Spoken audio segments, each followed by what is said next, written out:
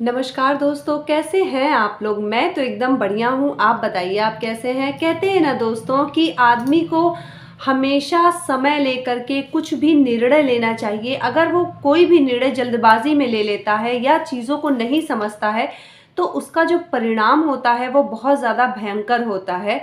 एक बार की बात होती है, एक राजा रहते हैं, वो अपने पुत्र को युवराज घोषित करने के लिए बहुत बड़ी सभा का आयोजन करते हैं। उसमें अलग अलग देशों के राजाओं को बुलाया जाता है और बहुत ही अच्छा उत्सव उनके राज्य में मनाया जाता है। उस उत्सव में वो अपने गुरुजी को भी बुलाते हैं और उनके गुरुजी भी बहुत प्रसन्न होकर कि राजा ने मुझे बुलाया है, उस उत्सव में आते हैं। अब सारे जगह के राजा आते हैं। वो नर्तकी, जो कि बहुत प्रसिद्ध नर्तकी रहती है, वो अपने तबला वादक के साथ वहाँ पे आती है। और जब रात्रि होती है तो उसके बाद सभा बैठती है और वो अपना नृत्य शुरू करती है। उसके बाद जब उसका नृत्य शुरू होता है तो वो इतना बढ़िया नृत्य करती है कि पूरी प्रजा, जितने राजा रहते हैं, सब एकदम खुश हो जाते हैं और झूमने लगते हैं। तभी देखती है नर्तकी कि जो तबला वादक रहता है उसे नींद आती रहती, झपकी टाइप की आती रहती है। अब वो ऐसे जा करके तो उससे बोल नहीं सकती थी क्योंकि नृत्य चल रहा था और सुबह के 3:30 बज गए थे। अब वो सोचने लगी कि अगर राजा इसको देख लेगा और जरा सा भी अगर हमारा इधर उधर हुआ तो राजा हमें बहुत ही भयंकर दंड देगा।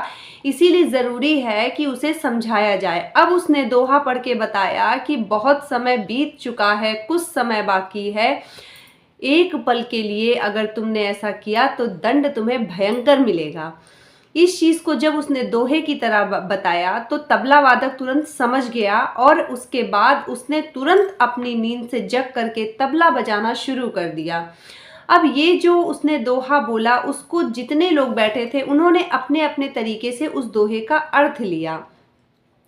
उसके बाद जो गुरु थे उनके, जब उसका नृत्य समाप्त होता है तो वो इतने खुश होते हैं कि उनको राजा ने जितने सिक्के दिए थे सारे सिक्के उन्होंने उस नर्तकी को दे दिए। और राजा की जो बेटी रहती है वो भी उस सभा में रहती है और उसे नौलखा हार दे देती है। और राजा का जो पुत्र रहता है वो उसे अपना जो क्राउन होता है, जो ताज होता है, वो उतार करके उस नर्तकी को दे देता है। अब राजा ये सोचता है कि बताओ, ये लोग इतना महंगा महंगा हर चीज़ दिए जा रहे हैं, ऐसा क्या है इस नर्तकी ने, क्या एक दोहा क्या इसने बोल दिया। और सब लोग एकदम पागल हो गए। उन्होंने हर सभा को वहीं स्थिर किया और उसके नृत्य को रुकवा दिया। उसके बाद उसने अपने गुरु से पूछा कि गुरुजी, आपने उसे इतने सारे सिक्के क्यों दे दिए, मैंने तो उसे कुछ आपके लिए भी दिए थे। तो गुरु ने कहा कि देखो, इस नर्तकी ने उस दोहे से मुझे ये समझाया कि मैंने इतनी तपस्या की, मुझे यहाँ राज्य में आने की क्या ज़रूरत थी। मुझे तो अपना कमंडल लेकर वन में रहना चाहिए, तपस्या करना चाहिए, लेकिन मैं लालच में यहाँ चला आया राज्य में।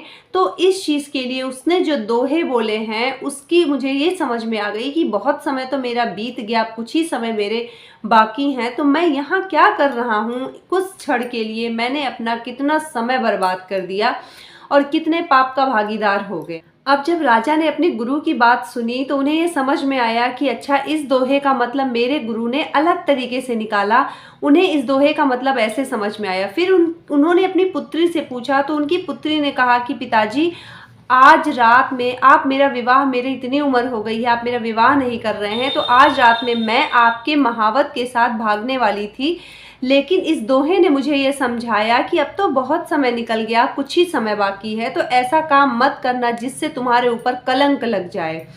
ये बात जब मैंने सुना, इस दोहे का मतलब मुझे समझ में आया, तो मैंने ये जो नौलखा हार था उसे उपहार की तरह दिया, क्योंकि मुझे इसने कलंक से बचा लिया और मुझे उसने रोक लिया, वरना मैं आज रात्रि को अगर भाग जाती तो मुझ पे और आप पे कितना बड़ा कलंक लग जाता।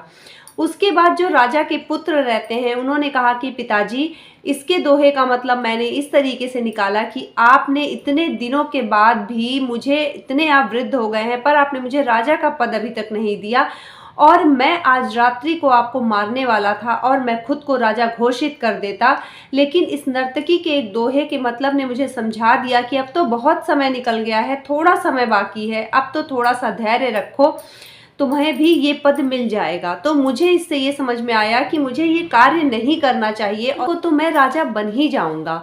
उसके बाद जब राजा ने ये सारी चीज़ें सुनी तो उसने तुरंत ये निर्णय लिया कि हाँ, मैंने बहुत गलत किया है, और उसने नर्तकी को बहुत सा धन दे करके वहाँ से भेज दिया। और नर्तकी को भी समझ में आ गया कि मुझे भी अब कुछ अपने पुण्य के लिए करना चाहिए, और वो भी अब भगवान की सेवा में लग गई और उसने नृत्य राज्यसभा में करना छोड़ दिया।